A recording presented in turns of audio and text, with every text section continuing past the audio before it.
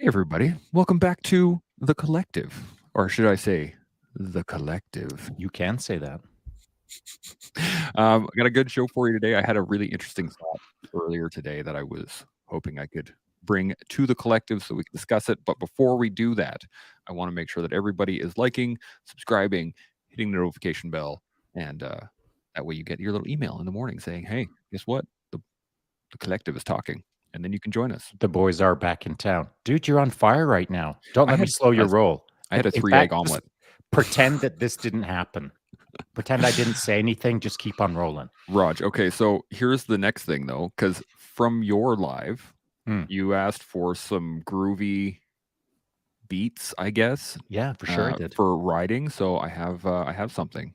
Oh, yes, right. And Fantastic. this You did is mention a that. great riding tune. So I'm gonna play it. Shovel And guitar. we're gonna listen.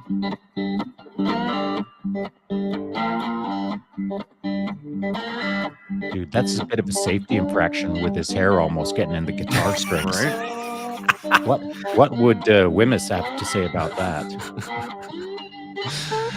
Either way, this is it's a bit of a disconnect because He's got the kind of look going bluesy. though. I love this kind of stuff, man. It's mega talented, so creative. That's Could an use a actual stylist, shovel. though. Yeah, That's an actual shovel. that's an actual Yeah, shovel. it's crazy. Yeah. So Wow. that is this three-string shovel guitar. Humans are cool. It Yeah, is, man. right? Like just Some humans are, yeah. and That's I can right, imagine yeah. you just rolling down the mountainside with your just grooving along. Yeah, Be for good sure. times, man. I do love the cognitive dissonance of smashing a trail with kind of bluegrass shovel music. It's cool. I dig it. I like it. So, Patrick, morning. And before we get into any topics or discussions, any thoughts or things off the top of your head that you guys have? Questions? Yeah, why not? Discussions? Yeah, sure. The thought that popped into my head, I'm trying to be authentic. So you asked the question, the thought pops into my mind, and I'm going to say it. Cool convo with Shane Wenzel yesterday. Now, I know that David Sedai was also part of the conversation, and actually David spoke more. But why having Shane Wenzel on there was cool, at least to me. I don't know about anyone else. It was like a milestone. Because Shane Wenzel is a big CEO in Calgary. I know about 12 years ago, we were actually looking at Shane Holmes in Calgary. And I never thought I'd be on a microphone speaking with Shane Wenzel, kind of putting him on the hot seat a little bit. He didn't bite. He'll get hotted. So life is funny, man. You know, the path that you take, as long as you commit to the path, it can take you in directions you never expected. I sure as hell never thought I'd be ever talking to Shane Wenzel. I'm looking forward to talking to him again. I know I will. So life is fun, man. Yeah, Life is fun. Go ahead, Seb. I know he's really enjoyed the chat, and I watched it yesterday, and I enjoyed it as well. But he messaged me later and basically saying what a great group of guys, and couldn't agree more. So that's good stuff, guys. It's fun. It is good stuff, and I think I rarely do this. In fact, let me think. Have I ever done it? I'm not sure if I have or not. I will say this. Maybe I've only done it once or twice. But yesterday, I did a follow-up with Shane Wenzel. I actually shot him a little voicemail, a bit of joking around, a bit of thanks, a bit of this, bit of that. I rarely do it, if ever. I just wanted, for some reason, I felt like it was notable to me having him on for whatever reason. It's not that he is more or less notable than anyone else. He was just kind of like a trigger moment of, oh, that happened. And I just wanted to recognize it with him rather than to the entire interwebs. I suppose I'm doing it with the interwebs now. I just wanted to give him a thanks kind of thing, you know? Yeah. It was really neat. I find, a lot of people we talk to, it's always good conversations and lots of back and forth and interaction. One of the neat things to watch was just him listening, actually. He was enjoying it. And he was just, sitting there like, like having great, like little pondering moments. And it was yeah, it was cool. It was a good conversation. I really enjoyed yesterday. I mean, I enjoy every day, but it was a good one. Well, here's the thing I was thinking, and I'm curious if you guys can give me your opinions on it. As I was watching Shane, now we're analyzing Shane. It's it's post mission debrief on Shane. As I was watching Shane, I was thinking, this guy has got some pre-information before he sat down in the seat. This is not new to him. He's listened to this rhythm before. He's familiar with what we do over here, and he's enjoyed it in the past, and he's enjoying it in real time right now as part of it. And making the connection between his reconnaissance and then his actual on mission, it was fun for me to observe him synchronizing with the moment. But what I really wanted to do when I sent him the message, the voice message, was like, there's no way that Shane Wenzel should be on a podcast like this unless he wants to be on a podcast like this. You know, it's not like he has random time in his day where he can he's not busy. So for him to commit to that time to hang out with us and have a chat to me, it seems like a big deal. Bigger deal than some of the other folks that we've had on, perhaps, and that might sound unfair. But the other important distinction, and this is more important to me, is it's not that he took a chance, because I could see that he'd done his reconnaissance. But him sitting in the moment in that seat, it's a bit of a statement. I mean, he's a respected large business leader within a large city. He's noted across Canada. And it's not that he was taking a gamble or a risk, because, again, he'd done his reconnaissance. But it's a moment for him where he probably had to sit down and think strategically as to whether this was right or wrong for him.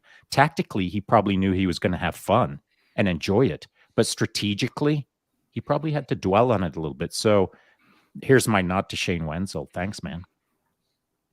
I like that. And it's because of the network. This is through Zach and through, and Zach hooked me up with him, and I had a conversation with him, and then he was going on a trip and he's coming back. Like, there's lots of moving parts in there that it all kind of aligned that he would have to take the time to do. Rather than just like, oh yeah, sure, I can show up on a Tuesday and no big deal. Or Tuesday, yeah, it's Wednesday today, right? I respect it, man. It's pretty cool. I actually really enjoyed it. What did you see, Seb? I mean, of course, Chance, you saw what you saw because you were live with me, but Seb, you watched it after the fact. And so what did you pick up on it? Yeah, for me, exactly what Chance mentioned, which is him being quiet and me knowing who he is.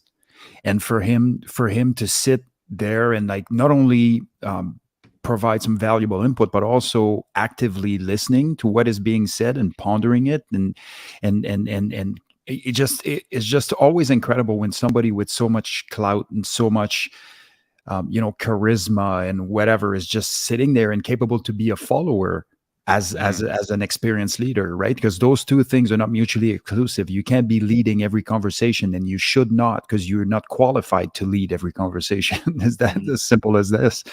And so for me, I always really love that quiet confidence when the people know that they don't feel threatened because they're not hearing the sound of their own voice, and they're just kind of.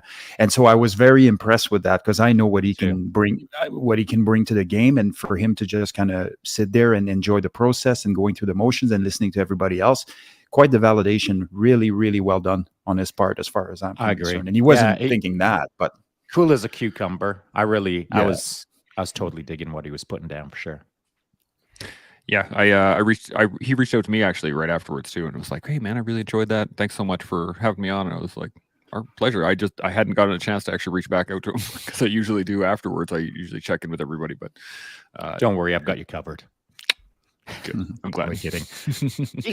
I'd like to hang out with him. He's the kind of guy that I would enjoy just sitting down and having a coffee with, wherever. I'm not saying that I want to hang out with him, but I'd be okay with hanging out with him, I suppose. Dude, you're not that cool. We'll allow it. We'll allow it. Daniel says, afternoon from the Emerge. Gents, hope all is well on your side. All is well on my side. It's all well on your side. Imagine. Well, he's at Emerge. That's not good. So, or unless you're emerging out of a hole, who knows? Who knows? So I do have a topic. Any other thoughts before we jump into my topic? Nope. Okay. So on the way to, here's where the whole thing aligns. On the way to dropping off my son to school, there's a spot on one of the roads that I drive into town, where there is a the camera. It's like a speeding camera in one of the intersections, right? Mm-hmm. And so the speed limit is 70, but it's a really long stretch in between Sherwood Park and Edmonton, right? So it's 70 along this strip, but everyone does like 80 or 90 until they get close to that camera, and everyone slows down to 70. And then they go through the camera, and then they speed up again to go down, continue on that strip. And I thought about it a little bit, and I was like, this is the same as putting your shopping cart away, or waking up early, or doing your workouts, or doing blah, blah, blah, blah, blah. And so I wanted to bring up the topic of what Why do you is it do the same when no one is looking? And this is why it's the same. It's because they believe that they're not going to get caught, and therefore they can push the boundaries. But when they know they're going to get caught for pushing the boundaries, they bring it back to the boundary. And so I wanted to get your guys' thoughts on that. Is it the same? Is it, do you think this is a common occurrence between most people? And then I was really wondering what your thoughts were on, what you do when no one is looking versus when people are watching. Thoughts?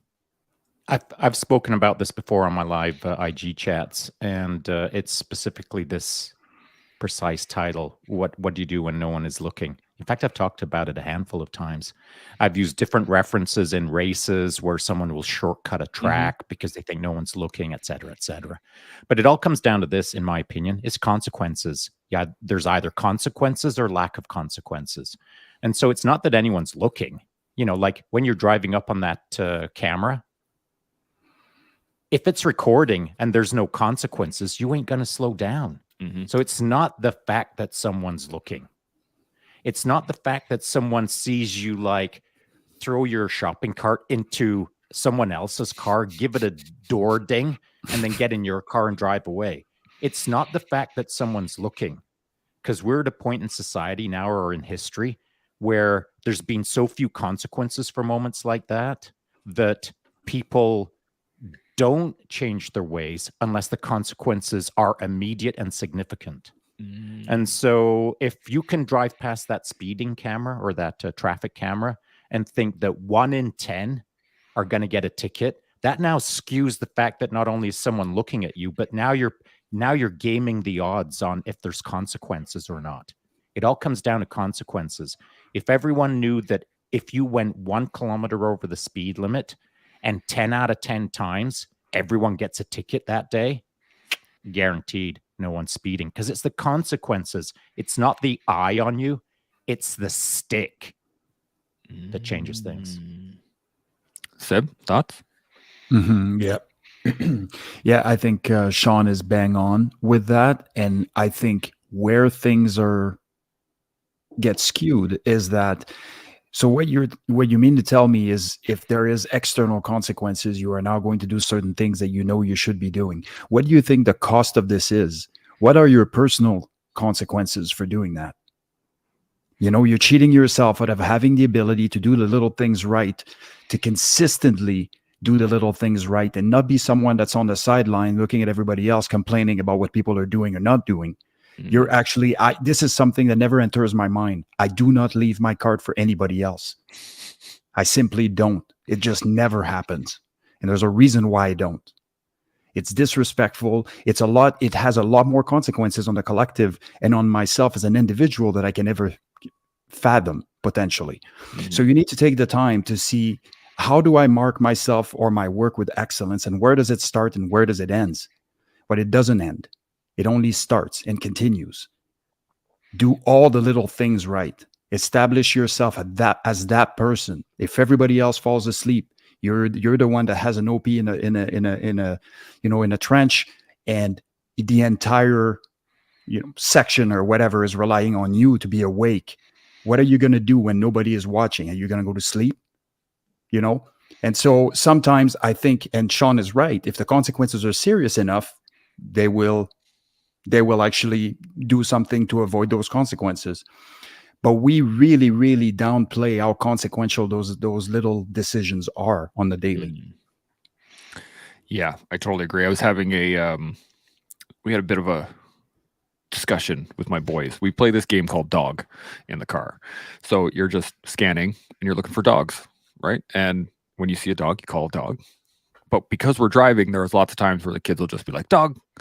And you're like, well, like I didn't see it, but Did cool. they literally call Check. wolf? Are they calling wolf on that? Crying wolf? Well, that's the question, Boy right? who cried wolf. So this is what happened was Kinley called out a dog. Arden didn't see it.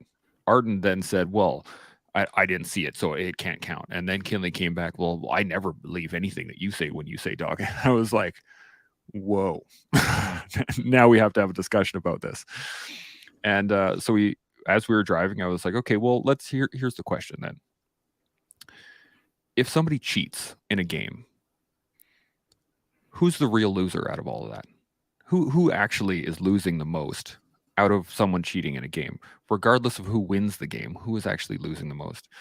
And through a little bit of discussion, they came up with, well, the person who's cheating loses because no one wants to play with them after that. No one wants to actually engage with them because they can't trust them. And if you're going to enter into a game with somebody, there's a implicit trust there that everyone's playing by the rules. And eventually we came to the point that, you're not even cheating the game. You're cheating yourself because you're not actually doing all the things that you're not getting any better because you're not actually playing the game correctly. And eventually it came down to it was the fact that if you're going to enter into a game, any game, you have to do it with, or you should be doing it in good conscience, in that you're going to play it fairly, in that so that you can get better, so that you can work on, and that means you're going to lose sometimes. And that's just part of the game. Mm-hmm. That's where we kind of have to realign our priorities and our reward system and how we work. For me, it is more critical to try my best and lose. This is more rewarding to me than to know I have cheated for the sake of instant gratification and actually know that I've compromised my integrity on account of getting a quick win on something that was completely irrelevant. Mm-hmm. And even if it had relevance, I still don't want it, because you have to look at yourself in the mirror after that, and you have to be okay with that. And I'm just not. I'd rather fail, in good conscience than I'm just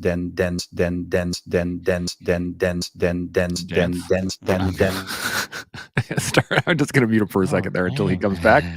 I'm not sure what happened there. We were getting into a rave mode.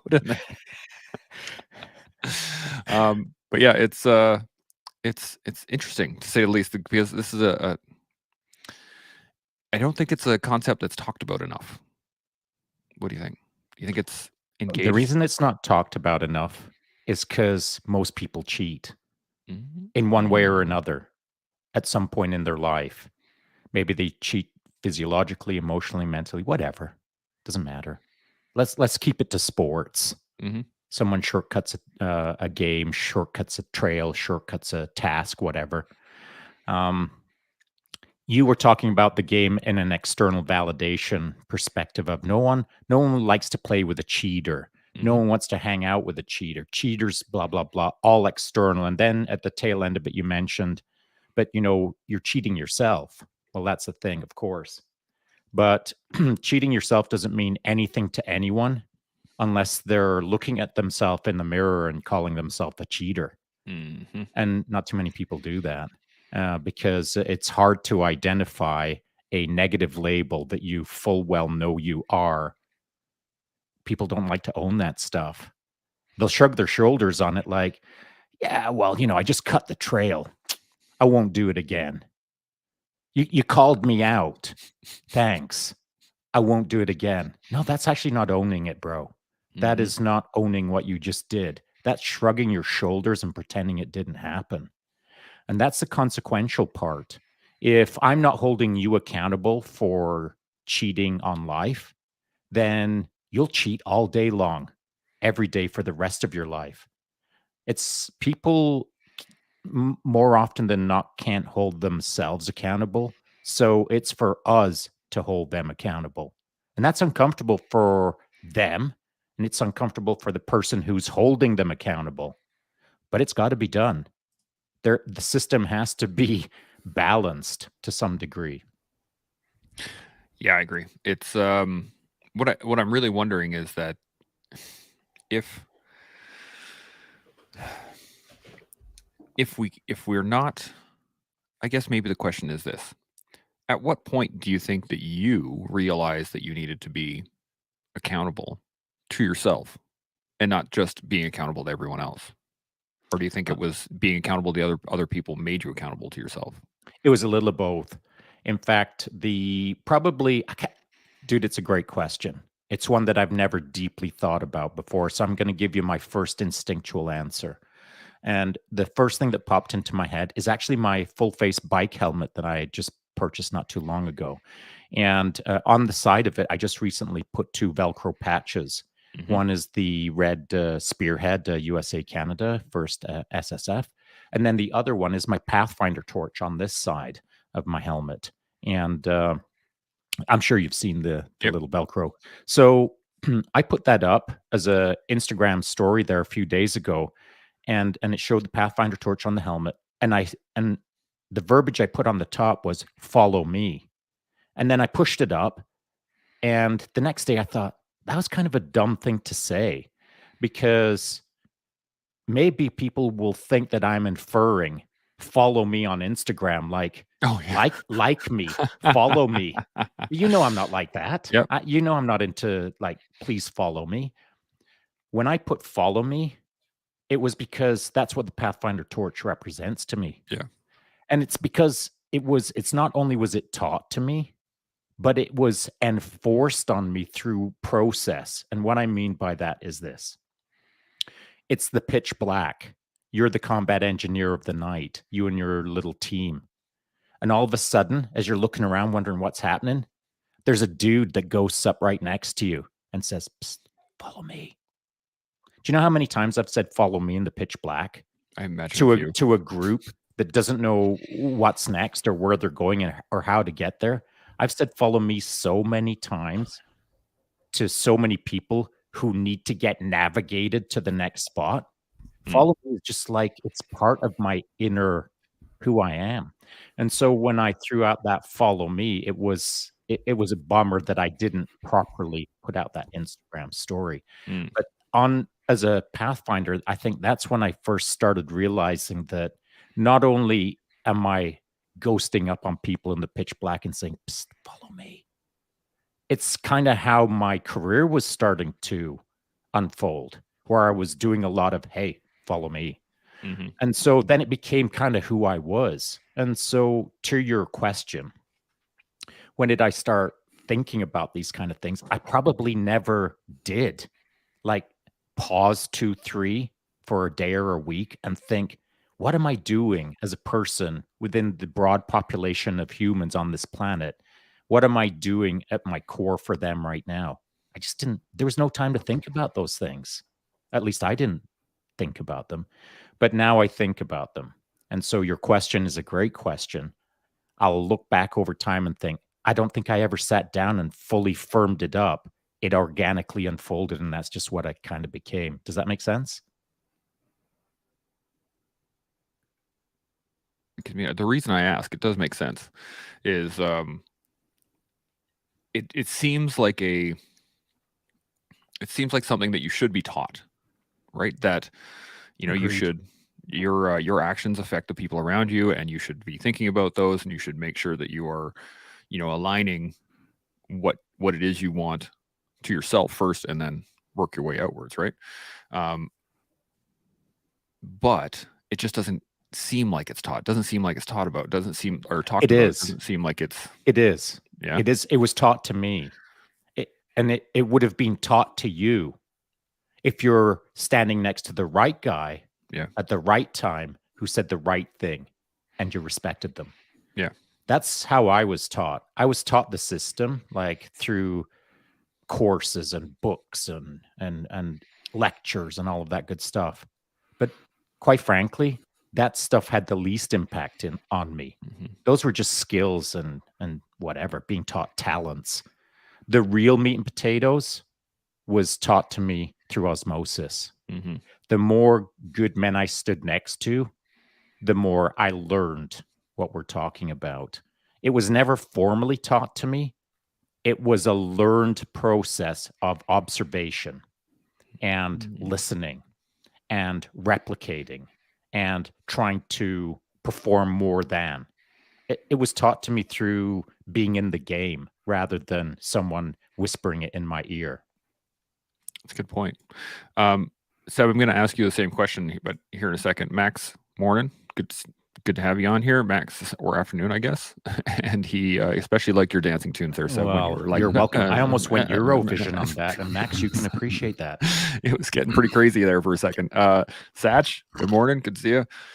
So the question, I don't know if you actually heard when you were jumping in and out, but basically it comes down to this: was there a point in time that you were actually taught to take ownership of yourself, or did you learn to take ownership of yourself and then saw it done by others and then kind of were taught that way, or were you taught and then applied it to yourself? Was there like a chicken before the egg kind of thing? Yeah, I don't know if I was formally taught it. This is something that came very organically through some of the adversity and the challenges that I went through in life. And I quickly realized that laying blame on everything and everybody just isn't helping me and wasn't helping me. And as soon as I started getting the driver's seat and actually, taking ownership for the things that were happening in my life, I was having a lot more control. So you got to think, like, I was very isolated and kind of just by myself, right? So there was nobody to do certain things with or whatever. So it was always internal. So all those processes throughout adversity, growing up, really taught me how I should act for myself, not for everybody else. And so internal validation was a thing, and not waiting for other people to externally validate my actions, or, all of those things became very much internal processes for me. So, but I mean, eventually we would, get the extreme ownership, and now we would start to be able to mesh or be able to bridge the gap between our observations in our own life and some academic / theoretical knowledge which that provided. So I'll give you an example of this. Well, I think I've used this before, but when I was a purple belt in jiu-jitsu, people would ask me, like, how'd you do this? I have no idea. I didn't know. I just did it. Right. And so that makes it really difficult to replicate, to repeat, to set the context so that you can change the context to make that move happen. But once you understand exactly where you're doing it, now you're able to do that and replicate and repeat. And so that's what, say, the extreme ownership, book or other such leadership books have done for me, was to basically frame my observations in an academic theoretical setting, so that I would be able to understand exactly why it works the way it worked and how beneficial it is for me as a person. I like that. Shaun, I'll be right back. I'll let you guys chat real quick, and I'll let you guys do your thing. So, buddy, I was listening to Jason Subkowicz this morning. He was talking about authenticity. He did a little video this morning in the sauna. Saw that. I don't know if did you see it? Mm-hmm, yeah. Okay, good. So what came to mind was, as he was speaking, man, I know a bunch of authentic people, but before I tried to kind of be more authentic myself, I didn't really know authentic people because I wasn't looking for authentic people. Mm-hmm. And so it's that classic case, Chance, talking about, we're talking about dogs. The moment you start thinking about buying a dog, you see dogs everywhere. And the moment you start thinking about buying a skateboard, now there's skateboards everywhere. Mm-hmm.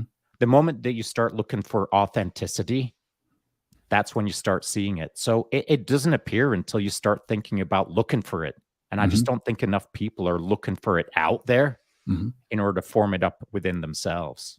Yeah, and this is exactly the mechanisms behind being able to manifest the things that you want. And unfortunately, also, inversely manifesting the things that you don't want on account of you think that that's what is in store for you. So if you have, say, somebody would have like a victim mentality and they see themselves as a victim all the time, they do exactly that, but in the opposite way. Whereas now they might start manifesting things on account of how they perceive themselves and how they fit in the world, and they're lining up their actions with actually corroborating their version of event, right? So it's actually really powerful and very destructive. You can do it the other way around, where you start manifesting, and manifestation isn't this big spiritual thing. It's actually lining up your actions with your thoughts, and essentially, doing it in a way that eventually will pay the dividend that you are working for or working towards. And there's another really cool thing, which is once you start having a meaningful goal in mind, you're actually, and this is straight from this genius. Anyways, I can't remember his name now, not Huberman, but another neuroscientist was talking about how you're taking something on that's truly meaningful actually increases your neuroplasticity, because you're now lining up everything. So your systems, so it's not just spiritual wazoo. It's not that there's anything wrong with spiritual wazooism, but really there's neuroscience behind that as well that we can really tap into. And so we have to be careful, man, with the things that we manifest on account of how we are perceiving them and interpreting them. But absolutely correct. So what did I miss? Nothing much. Not much. Not a whole lot. Whatever. Okay. Yeah, I will say this, buddy, that can you please be quiet in the kitchen? Thank you. I will say this, that when you were talking about manifesting things, something that Jason was talking about on his live video this morning was he wasn't authentic at one point in his life, but now he's pursuing authenticity. And the thing that I'd like everyone to understand is we were on day one, none of us had anything. We weren't wise. We weren't learned. We weren't physical. We'd done literally nothing. We all started from day zero or day one, kind of the same, but we all end up in different places. But it's not an accident, man. Like, you end up where you end up based on what you put into the journey. And so I would like to take the opportunity to say that anyone that I know who's rad didn't tumble into it by chance. They earned it, and everyone can earn it. And it's just a bit of work, a bit of focus, a bit of discipline, a little bit of structured calibration on your direction. Anyone can do it. Everyone can do it. But not enough people believe it. It's kind of almost like 1 in 100 that believe they can be awesome. But we all can. I mean, holy moly. I know people who are, and they made it happen. Mm-hmm. I do like that a lot. It's really the realization of choice, I think, is really what we're getting at, right? Is the fact that it is an actual choice. If you want to be awesome, you can choose to be awesome, and it may take you a while, right? you might have bad habits. You might have not done anything. You might not know anything about nutrition, right? That's a choice. At no point did I ever go, you know what, I should eat more nutritiously. I'm going to go look it up and actually start studying it. I just chose to eat continually the way I was eating. That was a choice. And also, by not choosing to do something... Yeah, it wasn't a choice. You weren't actually making choices. But that's the thing. But by not making a choice, I'm choosing to not make a choice. Not really. You're actually not even in the game. You're not even thinking about not making a choice. Being completely unaware, the very definition of unaware is you are not aware. Mm-hmm. And if you're not aware, you're not making choices. You're absent of choice. You're a victim to the system that has convinced you that you don't have to think. Yeah, and that's the next point I was going to make, is that if you are at the unconscious and competent stage, or you don't know what you don't know, if you at least know, then in a lot of cases you won't know what you don't know. You can start looking for what you don't know. But if you don't even have that self-awareness at all, I mean, how did you survive to be a grown man is what I want to know. That's hard, right? And so at some point, we need to know that, especially in this day and age, with the access to information that we have, and there is no excuse not to know what you should know about the things that you should know about. Basically, there shouldn't be.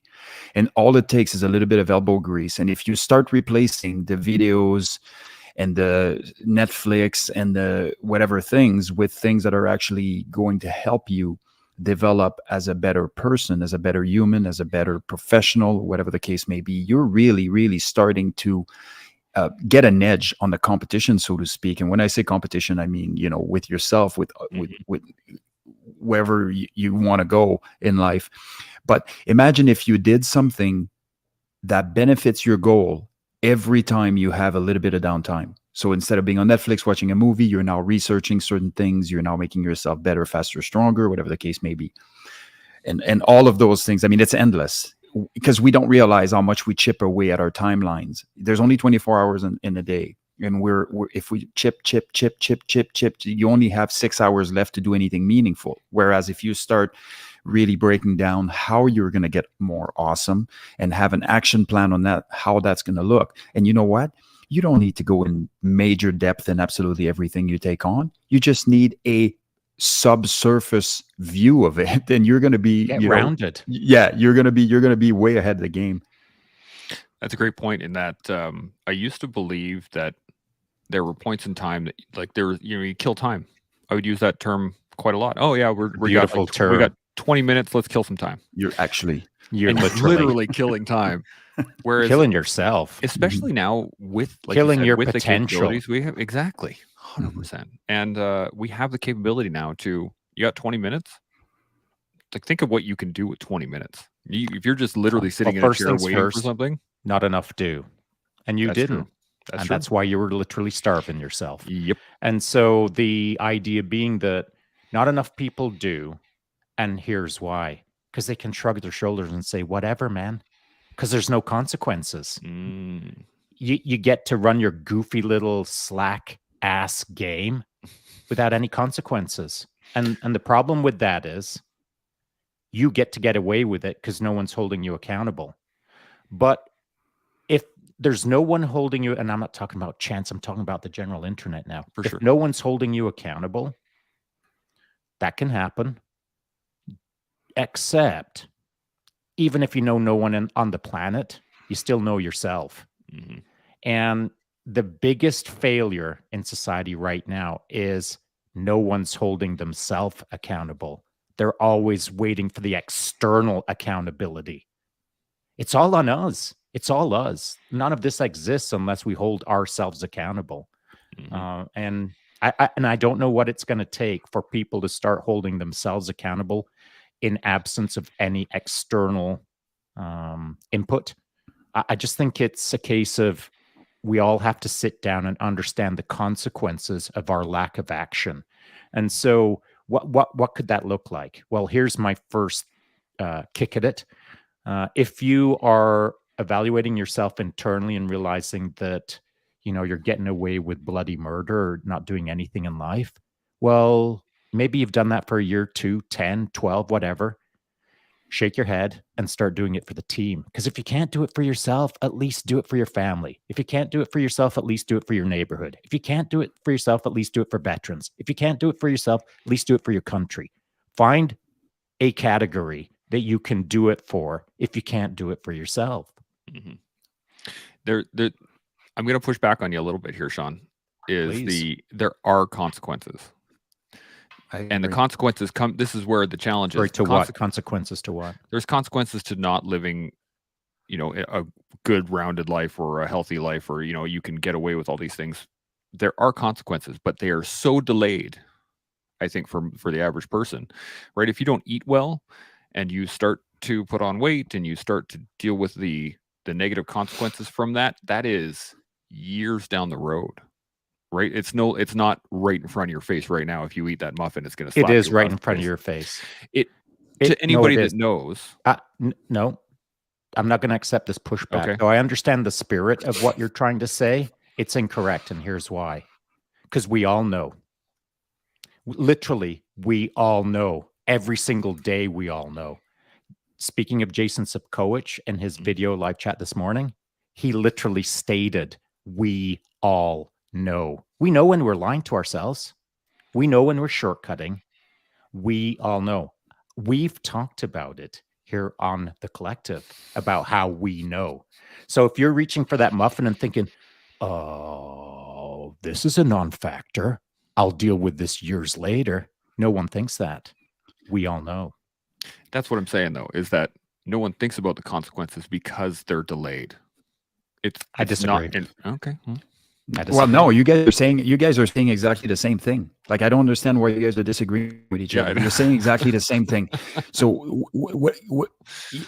what it's semantics, but initially, Shaun, you had said there is no consequences, and Chance is saying there are consequences, and that's a fact. There are consequences, and so he's saying delayed. Yes. Yes. So basically, what you're saying, Chance, is that the instant gratification for the person now supersedes whatever consequence is going to come down the pipe. You know, because, we'll deal with this when this happens or whatever. And so they continue doing what they're doing. So they do know, which is exactly what Shaun is saying, but they make a choice to oh, this feels so good, that muffin, when it goes down or whatever the case may be. So now they make the choice to take instant gratification, to prioritize instant gratification over the long-term gain. So you guys are saying exactly the same thing. Except I'm just not accepting that the delayed gratification or the backloading of the problem or the I'll deal with that when I've got cancer. That is not how I think, and that's not how anyone should think. That's the only point I'm trying to make. Yeah, but that's what he is saying, is that people are doing that. And that's a fact. That's what people are doing. That is true. But I'm also saying in parallel, we all know we're doing it. And I don't want to bypass that.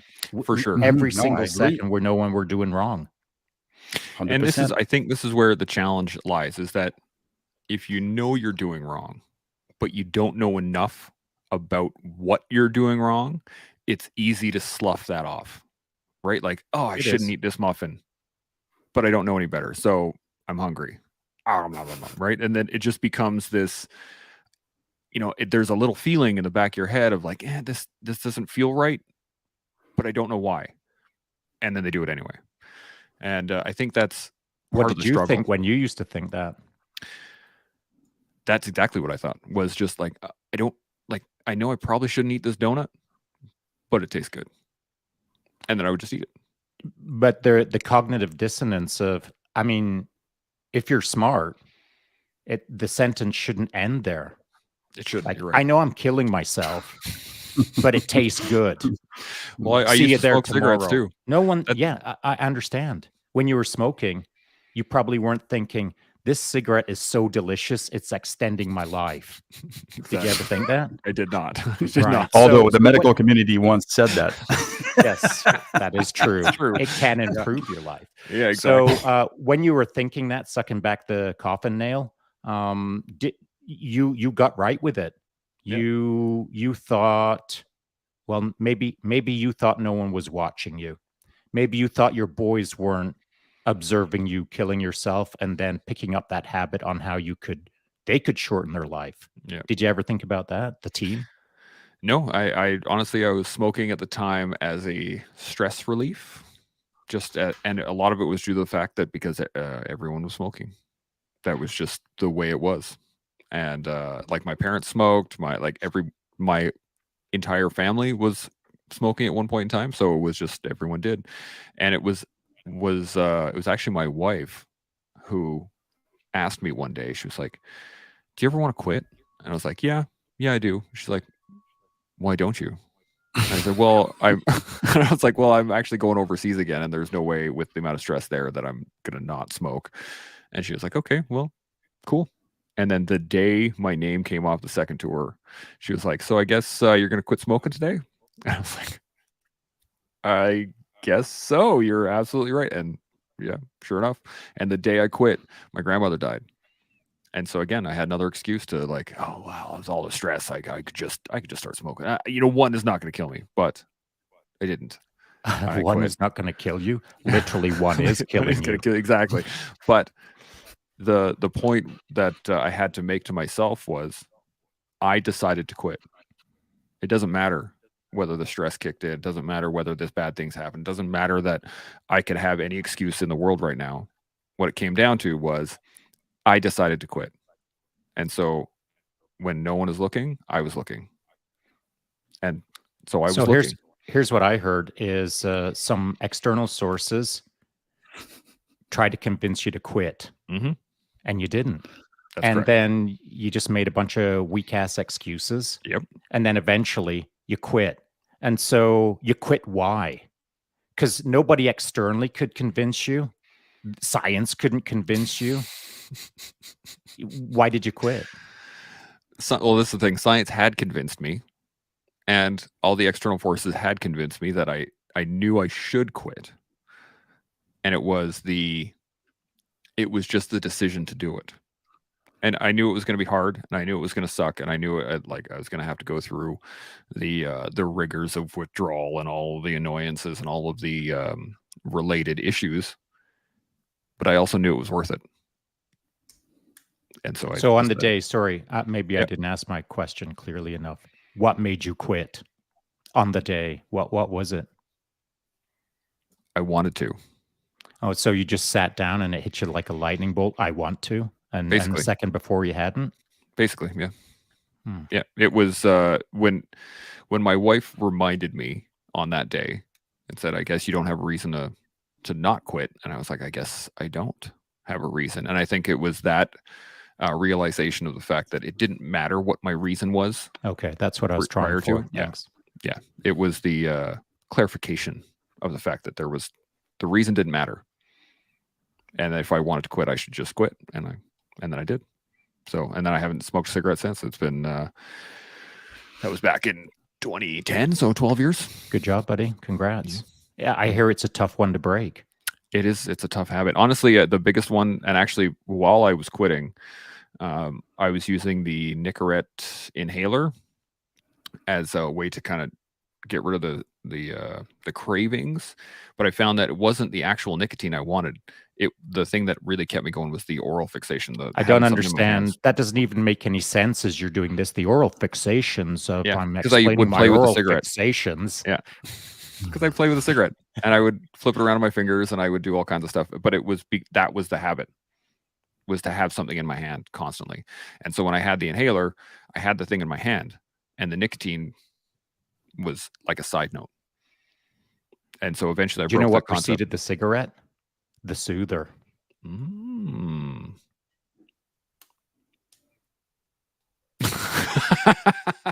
As he drinks his coffee, I like it.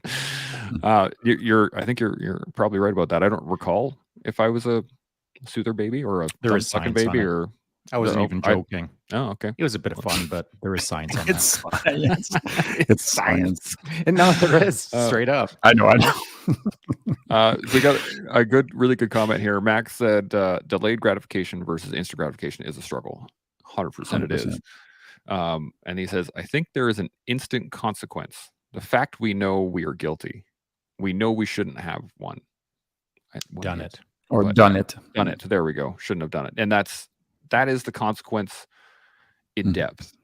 I think once you realize that, then that's your consequence and goes, I shouldn't have done what that. else am I doing that I shouldn't? That's not a consequence. That's just an outcome.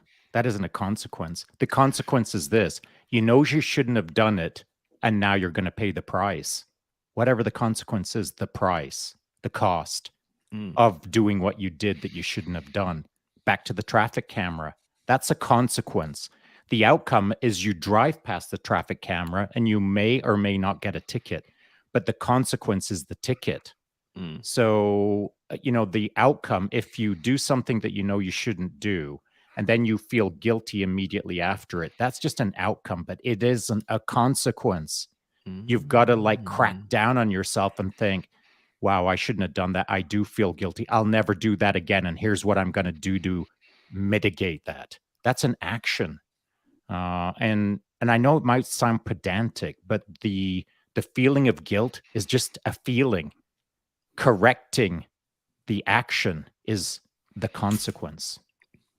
That is a good point, because I've gotten tickets years ago. I've gotten tickets going through that intersection. I think it was the second or third one where I was like, I'm not doing that again. And now, anytime I hit that road, I get it to like 70, 71, and I hit my my cruise control, and I just, man, people pass me left, right, and center, and I kind of giggle because I'm like waiting for them to roll through that, that intersection to see the camera flash.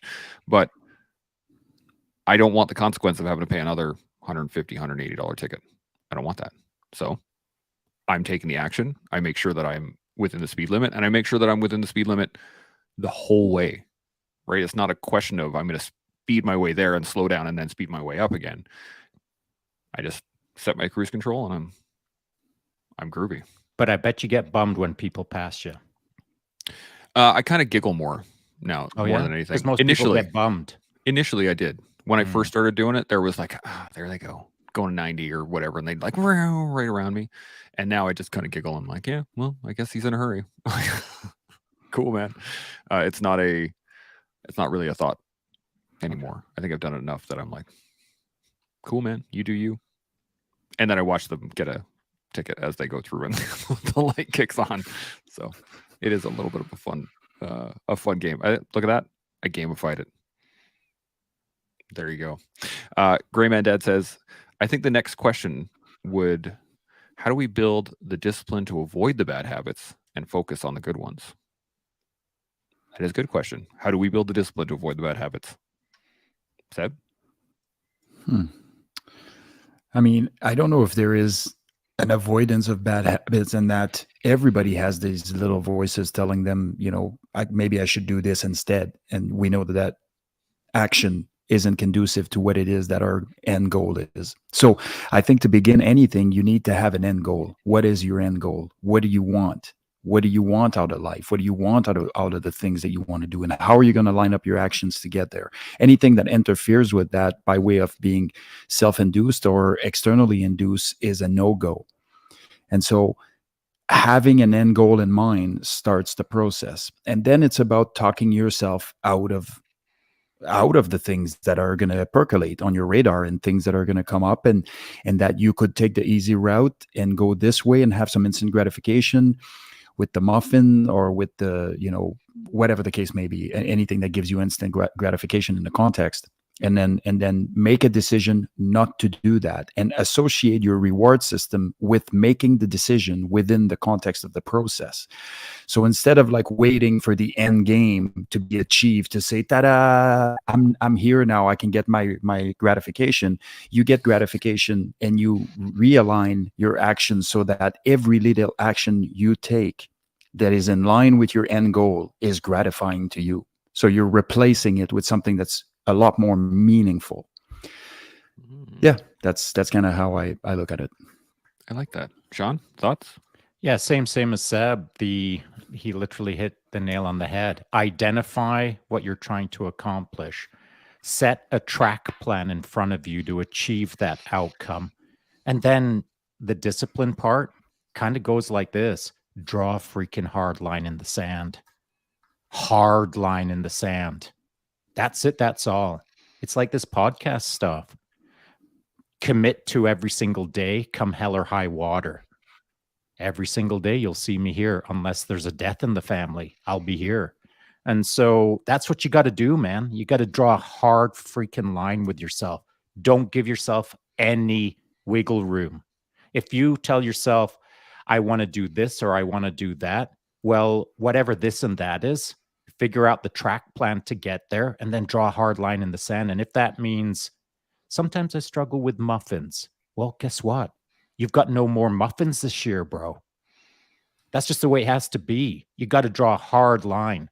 I am not into easing someone into discipline. You know what? Do your best for a day this year. That ain't discipline. That's random. Discipline is consistency of effort focused on an outcome. And if you're not consistent, you ain't disciplined. So every single day, line in the sand, no more muffins, no more whatever. I like that. And I like that.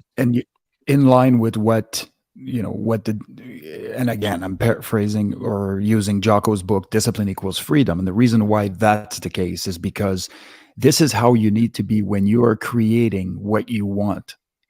Once you're creating the world that you want, once you're creating the person that you want to be, and once you're at a point where you've accomplished everything you had set forth, that you had done, that the things that were meaningful to you, the things that brought value to the collective or to yourself, to anybody else, then there will be a line where if you decide to have a muffin, it ain't gonna affect anything. That's just a fact. But it's gonna take time to get there, and most people don't wait for that to happen. They don't line up the pieces so that eventually they can look back and say, if I have a muffin right now, I'm literally a nuclear reactor from training, all this time or whatever. It goes like this. And so that is precisely the concept behind the Discipline Equal Freedom book, which was exactly that. I like that. There's there's a point on this that it kind of raced in my head. There's a show that my wife likes to watch called Mom, and it's about an alcoholic whose mother is an alcoholic, and at one point, anyway, doesn't matter how the show goes, but at one point the mother, who is a alcoholic, who no longer drinks, they're all part of an AA meeting and all that stuff. There's a whole thing around. We don't need the full details. Yeah. She starts making mocktails, like cocktails that are not non-alcoholic, right?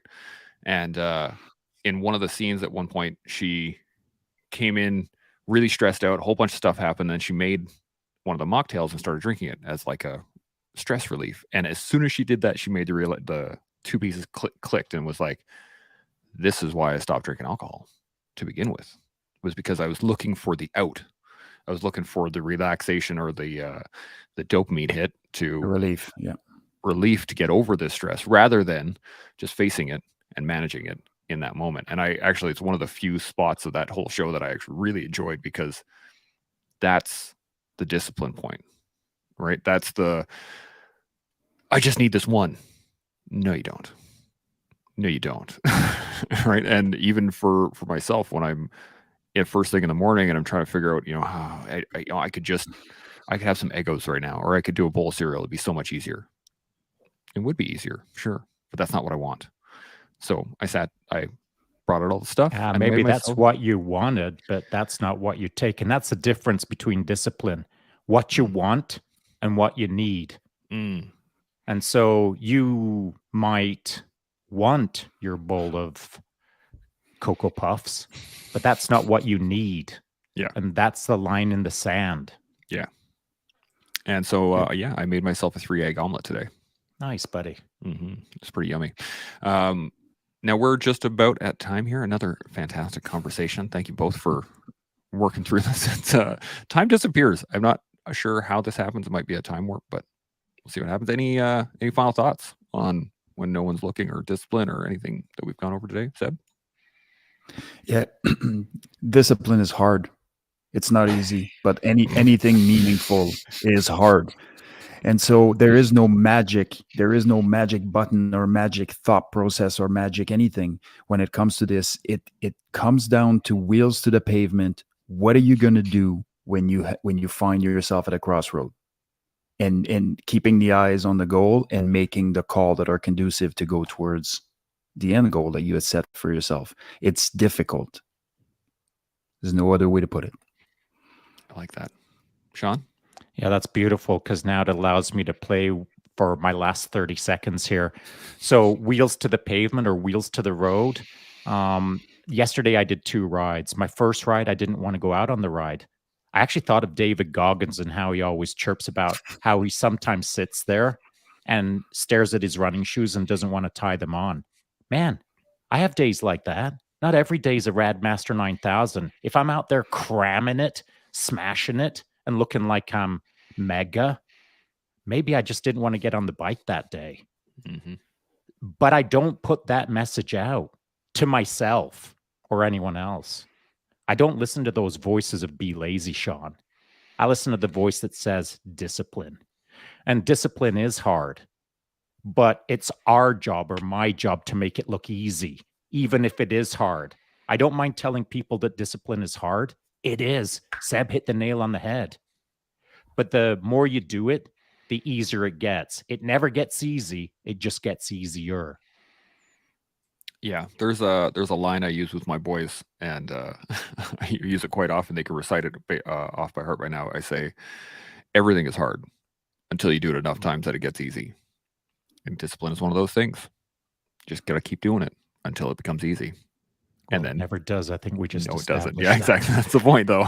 You just got to keep doing it. Easier. Easier. There you go. Yeah. Well, thanks again. It's been an awesome conversation. We've definitely crossed.